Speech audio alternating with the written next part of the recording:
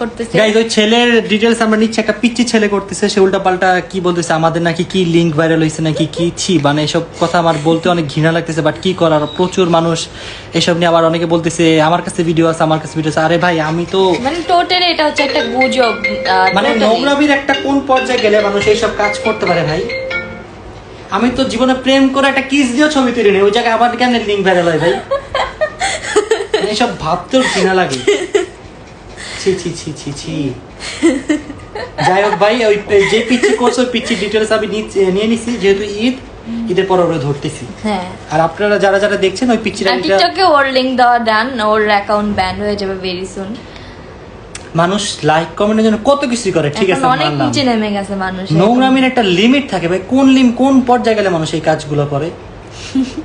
মানে আসলে অনেক ছাড় দিছি তো, ছাড় দিতে দিতে মানে কিছু কিছু মানুষের এত সাহস বেড়ে গেছে।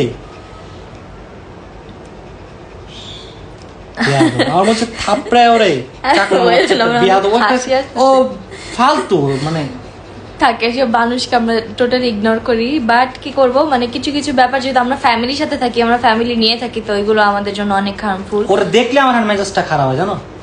আর আমাদের জন্য কি বলবো এটা, মানে আপনারা এখন বলতেছেন 2 দিন পর ফ্যামিলিও বলবে যে এটা কি, সবাই তো সবকিছু বোঝে না, এটাই স্বাভাবিক। আর কিছু কিছু মানুষ কমেন্টস এসে এরকম ভাবে বলতেছে যে হ্যাঁ আমি দেখছি, আমি এটা করছি। আরে ভাই ফাইজলামের একটা লিমিট থাকে।